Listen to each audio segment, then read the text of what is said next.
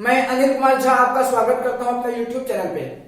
आज जो बात करूंगा कि जो आप पढ़ते हो उसको आप याद कैसे रखोगे, क्योंकि मेरे पास बहुत सारे बच्चों के कॉल्स आते हैं, मैसेज आते हैं कि जो हम पढ़ते हैं वो हम भूल जाते हैं, यानी कि हमने जो पढ़ाई की है वो हम भूल जाते हैं, हमें लॉन्ग टर्म तक याद नहीं रहता, या एग्जाम के टाइम में, यूटी के टाइम में वो हमें याद नहीं रह पाता। तो उसको हम किस तरीके से स्टडी करें कि वो हमें याद रहे लॉन्ग टर्म तक, यानी कि लंबे समय तक हमें याद रहे और हम उसको जो भी हमने याद किया है वो हम एग्जाम में उसको हम लिख के आ पाए। तो सबसे पहली बात तो ये है कि हमें ये समझना पड़ेगा कि हमें याद क्यों नहीं रहता या हम याद कैसे रखें।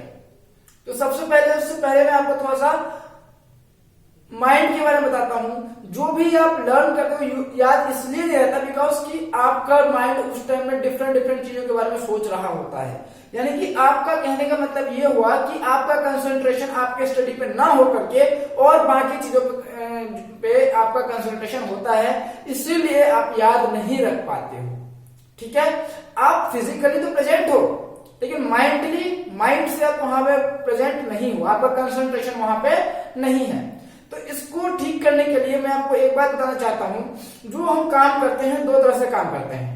एक वो काम करते हैं जो फिजिकल एक्टिविटी होती है, फिजिकल का मतलब क्या है, हम बॉडी के थ्रू काम करते हैं, ठीक। दूसरा होता है जो माइंड रिलेटेड काम करते हैं, यानी कि माइंड से काम करते हैं।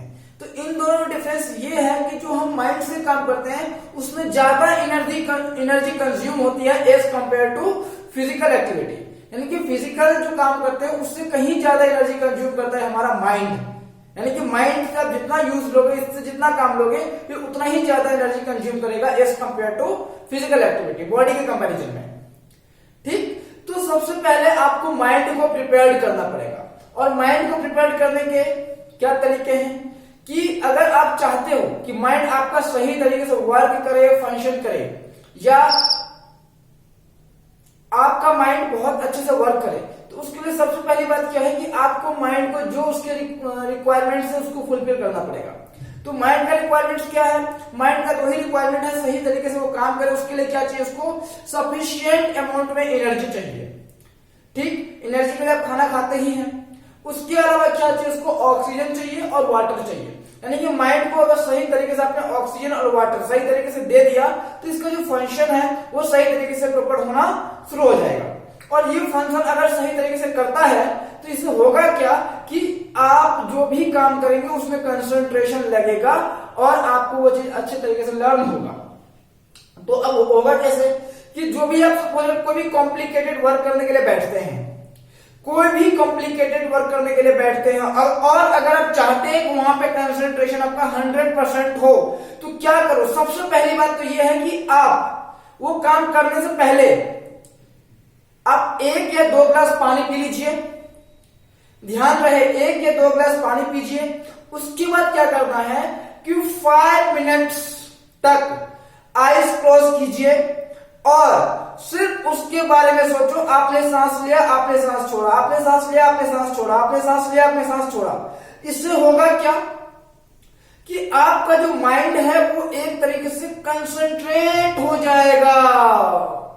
और जब कंसंट्रेट हुआ तो वो कंसंट्रेशन आपकी जो वर्क है उसमें बहुत ही ज्यादा इंपॉर्टेंट रोल प्ले करेगा।